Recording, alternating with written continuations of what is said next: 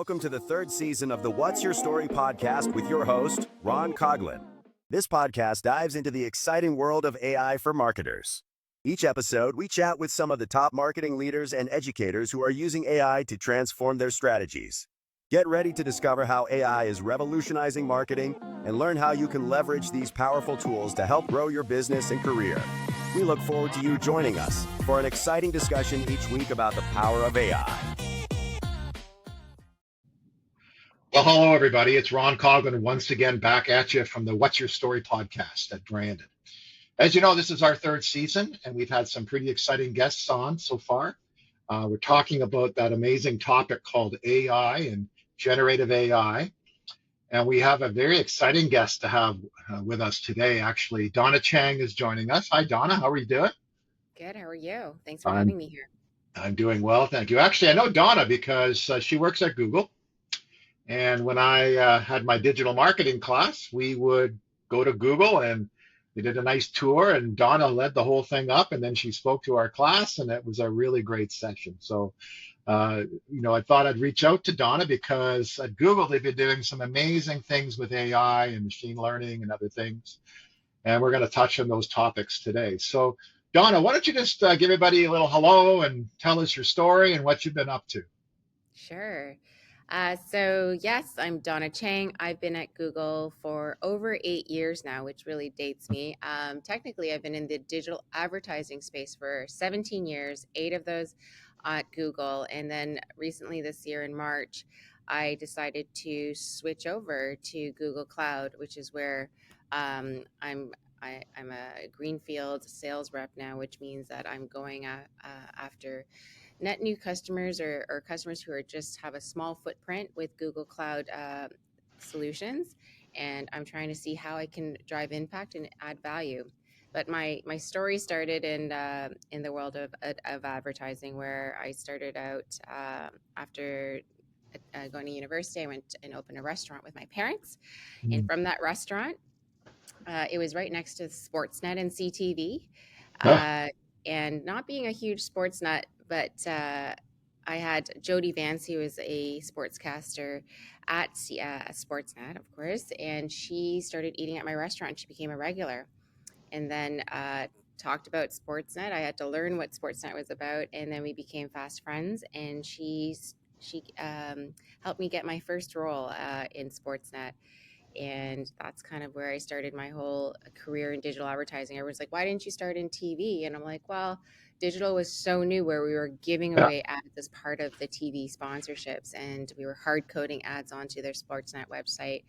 So it was the early days in the early 2000s. And then I just heard about the world of digital advertising and how it was new and exciting. And I love new and exciting, which is why I'm on cloud today. And from there, I went from Sportsnet to CTV to Yahoo to Olive Media, which is was owned and operated by Toronto Star and La Presse out of Montreal. Moved into a company called Rocket Fuel, which sounds very exciting. It was it was exciting because this is when we were applying AI to advertising. Their slogan was, it's not marketing that knows anymore, where you know who your audience is and you define, where your budgets go across which devices. It was a very manual process. They went from marketing that knows to marketing that learns. So if you just tell us your goal, your budget, and have the creative assets, we will let AI do the work. And so that's kind of the realm that we are all living in, the advertising space now, where AI is trying to simplify the manual, repetitive tasks, and so that it allows to free up time for advertisers and whoever the practitioners are to be more strategic in their approach and learn who their customers are. Like a really cool story was, Weight Watchers thinks their audience is, women who stay at home and want to just be fit and healthy.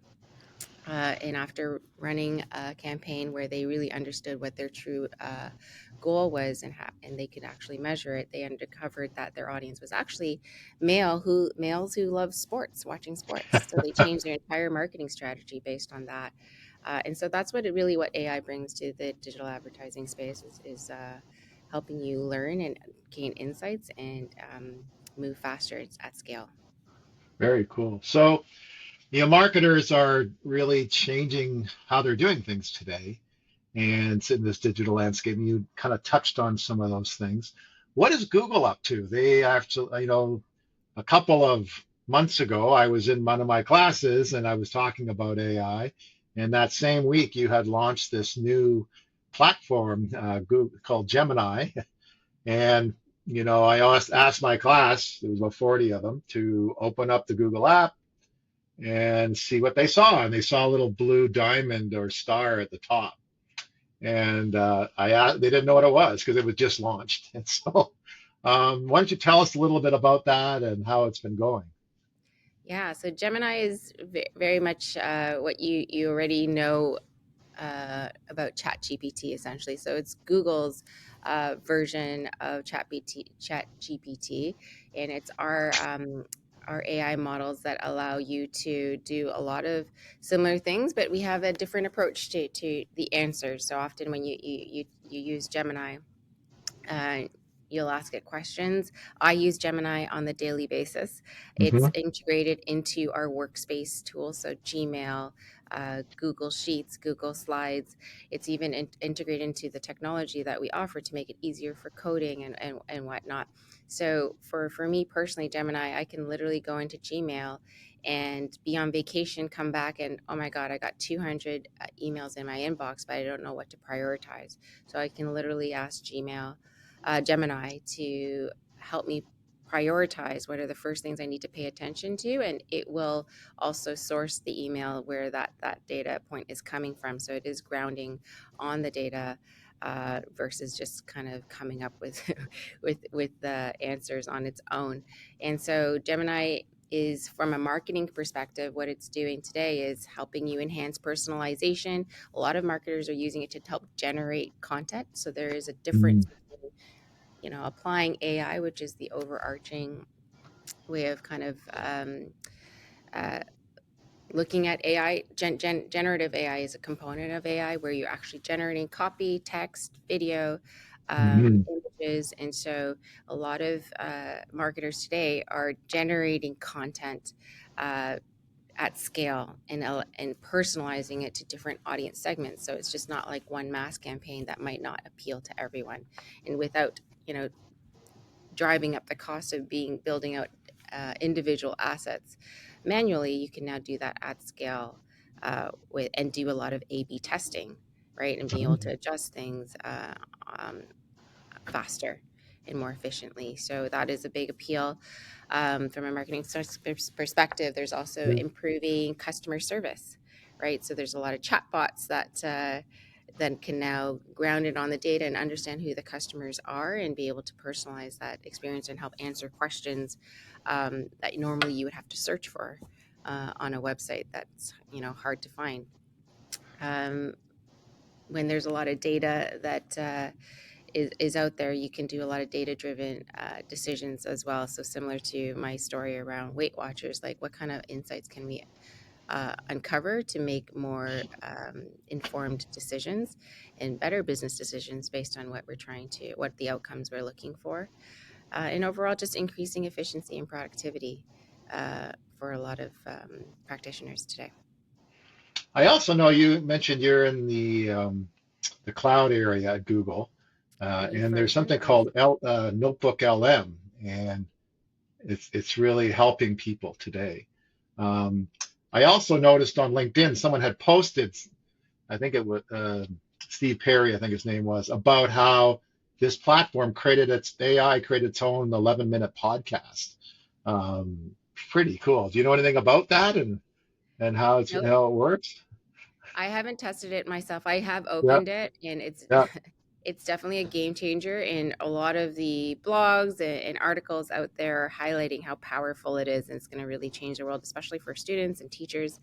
But from what I understand, it helps to summarize um, large textbooks, and that's kind of the power of Gemini, where we have a 2 million context window, Hmm. and it's multimodal. So what that means is, for example, you can actually upload a video to Gemini, and it could be a 2-hour video, for example. It could summarize what instead of watching the entire video, you can summarize what I need to know from that video. So with Notebook LM, you can take a textbook and then be able to summarize it and condense it and be able Oh, to wow. learn more efficiently. And as you said earlier, I think you mentioned the whole podcast in 11 minutes. So it's really changing the game. And it'll be interesting to see how it's leveraged by students in a meaningful way. Yeah. Also, I think you and I had a conversation about a week ago before this podcast, and you mentioned something called chatter. And I've actually researched it and created a persona called Angelica. And Character Angelica, AI, you mean, right? yeah, character AI, yes. Hmm. And I tested it to see if I could have a podcast discussion with Angelica, and I Yeah. can. So I'm going to be having a podcast with Angelica Yeah. based on your recommendation. And she's very knowledgeable, let me tell you. What persona So, did you give Angelica? well, her name's Angelica. She is kind of a young, hip uh, type of person. And the thing is, she knows a lot about different things. I also introduced another character to one of my classes that I have, and it was Nicki Minaj. So she was a character, Oh my goodness, the and students must have loved that. yeah, I asked her to rap, create a new rap song, and she did. So Wow.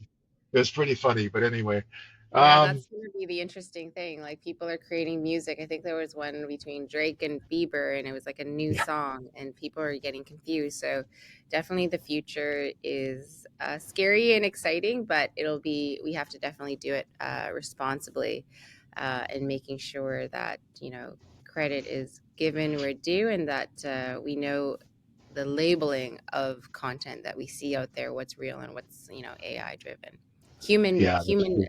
made by humans would be very popular, I'm sure. Yes.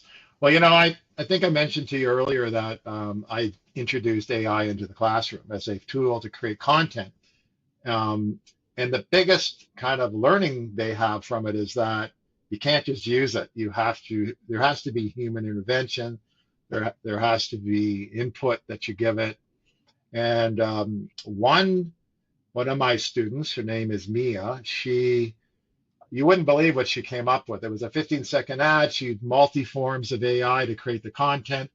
And within 45 minutes, she had an ad I could use with one of my clients. So because of that, I hired me as an intern this term. So, That's amazing. It's incredible. yeah, And that's it. Like how does the younger generation leverage AI to, what does an entry level job look like today? What is a role yeah, of an intern today? I think it's how to play with AI, how to prompt, because it's like, yeah, if you're not getting the answer you're looking for, it's just knowing how to fine tune how you're asking the question and what you're asking to get what exactly you're looking for. So that there is an art to that. And I think that's a huge opportunity for the younger generation. yeah. And so, what kind of training tools does Google offer in terms of their certifications in Yeah, AI? I think definitely Google likes to make all information available out Yep. there. And so learning is one key. I think it was called Google, well, definitely Skill Shop with Google. Uh, I think if you look up Skillshop, let me just do this live in action here. So skillshopwithgoogle.com. That's where you can learn a lot about our different advertising tools and where AI plays there. I believe there should be AI in as part of that. You'll have to play around with I heard Skillshop. something called AI Essentials. I don't know what that Yeah, was. AI Essentials is another one, and that's probably where you want to start. Actually, thank Yeah, you for reminding me of what it's called. So, learn AI skills with Google AI Essentials. yeah. Um, it has all the. It's quite robust with career certificates, AI Essentials, generative AI for educators, which is huge. Um, and events that you can attend, stories, different partners that can help you with that, etc. So yeah, that's an incredible resource to get started on AI and learn more about it, get certified.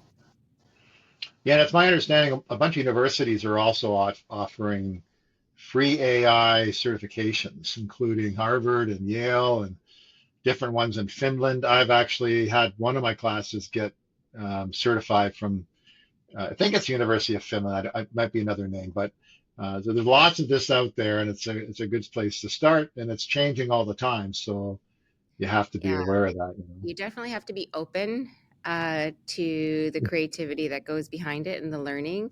It's a huge learning curve and it's constantly changing. So you can't just take it and leave it and think that that's it, right? You think you have to constantly stay tuned. There's a lot of blogs and people to follow to continue to stay tapped in into the world of AI.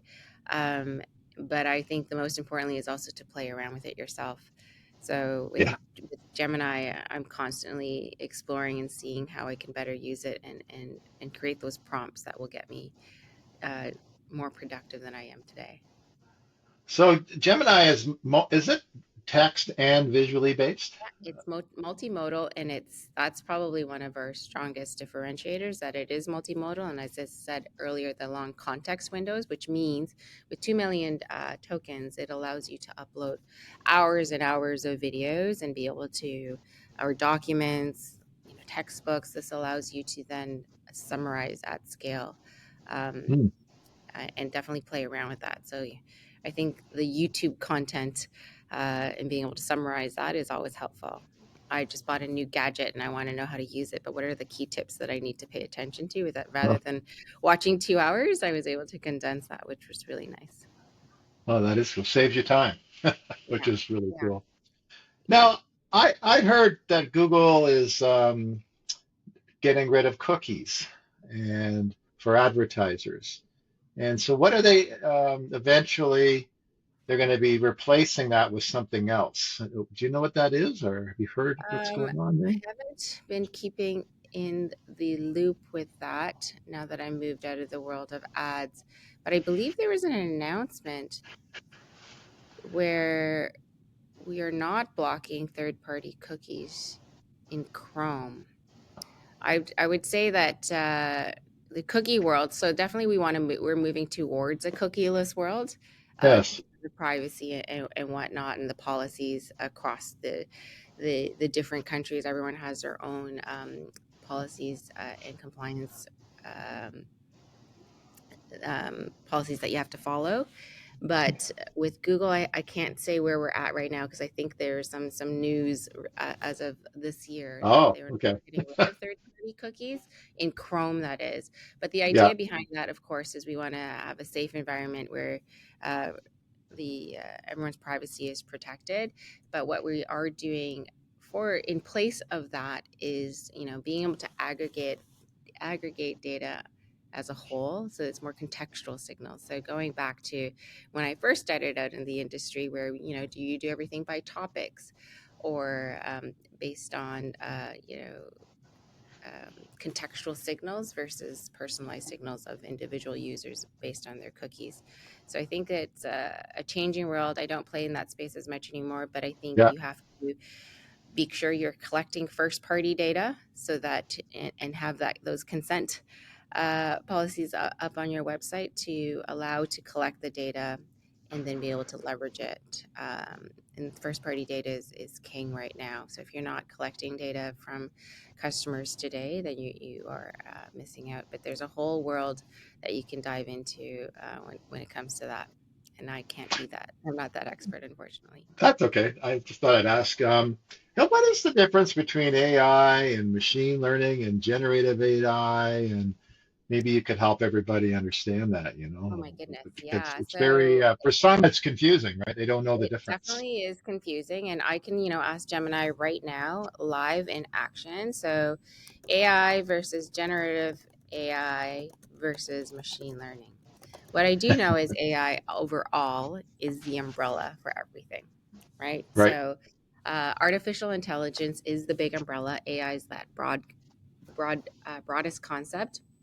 It refers to any technique that enables computers to mimic human intelligence, right? So this is learning, reasoning, problem solving, perception. Machine learning is is a subset of AI, and it focuses on enabling computers to learn from data without being explicitly programmed. So if you feed it a bunch of data, it will learn over time Okay. and identify patterns in the data, make predictions, and improve the performance over time. So this is how spam filters work in spotting junk mail, or how Netflix recommends movies that you like. Okay. So you've seen a lot of machine learning over time, right? And that is the whole idea with machine learning. When I talked about, hey, if you have a goal, if you can measure it, you can optimize towards it. So if you know what the outcome you're trying to drive and we can measure it, then the machine learning will optimize towards it. You feed it with more data, it gets smarter over time. Generative AI is about generating content, right? So Right. generating new content. Generative AI is more specialized in a type of AI that does use machine learning to create new content. So this content can be text, images, code, even videos, right? This is the space that people are most excited about right now, with Gen AI Yeah. models learning from underlying patterns and structures of their training data. So training data and being grounded on data. Of course, Google sits on a lot of data. So um, our generative AI models quite powerful in helping to generate new content with similar characteristics. So you know ChatGPT, there's Gemini, there's also all these different models out there, and the models are changing every day, and it's kind of like, it feels Yeah. like a battle of the models. Where Google stands out in that space is really having that foundation for the models to do its work and its job, and being able to test and score the models at scale. So yeah, that should give you a basic 101 of where the difference between AI as the umbrella versus machine Yeah. learning is taking data and developing patterns and learning through time, and then generative AI is generating content. Now I understand you had an employee that worked for you, worked at the University of Toronto, who helped develop a lot of these things, Yeah, and I he remember. recently had a prediction about the future. Mm, Um, and he was kind of nervous about what's going to be happening out there. mhm. And so it kind of focuses around that whole area of ethics and morals and what you feed it. So what's your perspective on ethics and morals and what he had to say about the future? Yeah, I think he's had that perspective for a while, and I think him recently winning a Nobel Prize again, I Yeah, think that's surfaced up again. I think, of course, anything he says is quite valid and something that we should take into consideration. I think there's a lot of bad actors out there that are going to just focus on developing things for profit or for their own needs without considering the impact on the users or the society. So I think we have everything with AI has to be with caution and done yeah, responsibly, and have it grounded on data. So to avoid those hallucinations that you often hear about, and it's constantly learning. So I think time will tell. Be in control of what you can and be in control, and have good intentions when you're using and leveraging AI. But I just think it's hard to know what the bad actors are going to be doing out there. So just be really cautious of what you see and what you hear, and don't just take everything so literally. But yeah, I think it's going to be interesting, considering how I've come from the world where we were just hard coding ads to now everything is AI, like, and that's only in the matter of 2 decades, within the last 2 decades. So I can only imagine where we'll be and how fast it will evolve. Considering Gen AI just kind of become a buzzword for the last 2 years. I don't even know how long it's been yeah. now. Yeah, so we'll wait and see. Is there any development with AI and kids, like in their learning? And Oh have you gosh. heard? Well, personally, having two kids of my own, and Yeah. being, I How old used are to be. they? They are 14, and my son's turning 12 at the end of this year. And Cool. one of the things raising these children, I'm like, oh, I was really good at math, But in the world where I have spreadsheets and computers, I have to say it's a little rusty. And so when they bring home the math homework and show me these formulas, it gives me some PTSD, of course. I'm like, ooh, I Yeah, don't remember how yes. to do this. But I have used Gemini and I've asked the question literally because I have a tutor for her and she wanted to email the tutor at 10 p.m. at night to get some help. I'm like, it just doesn't work that way. So Yeah. let's see if Gemini could help us. And literally, I would put the problem in Gemini and it would give me an answer. And if it was too complicated an answer, I would say, can you refine the answer for a 14-year-old, 12-year-old, and even for me, right? So Yeah. it's amazing how you can leverage Gemini to learn uh, from the answers that it's giving you, but making sure you actually understand it and see if this is something that you can come up with yourself. But even generating a lot of essays or content today, the teachers are equipped with tools to assess if this is something that was AI generated Hmm. or generated by the student itself. So I think it's a combination of efforts between teachers, parents kind of monitoring the children's usage of AI, but also it's a learning opportunity for the kids as well. Because you have this intern that's doing incredible things. Like we can't stop them from playing around with these tools, but we can help Mm. leverage it to, get to somewhere faster. And then as long as we're learning something from it. So That's yeah. good points. So at George Brown College, um, we have struggled with, I teach marketing, and I'd say make me, one of your tasks at the end of the year is to have a marketing plan for this brand. Well, today, if you ask for that, you're pretty sure it's not necessarily their work. So we do have some things that can assess if it's been written and where it was sourced. We even have students that may write something. They have citations that are reflective of what they've written, but there is absolutely no way they've written it because you can tell it's Yeah. just the level of writing and advanced is just too much. So Yeah. what we've decided to do, and it's a big topic, we had a conference at our college called Evolve, is to embrace AI. So instead of trying to fight it and to catch people, and because human nature is they're going to use it. Yeah. So instead, we have to find new ways of evaluating.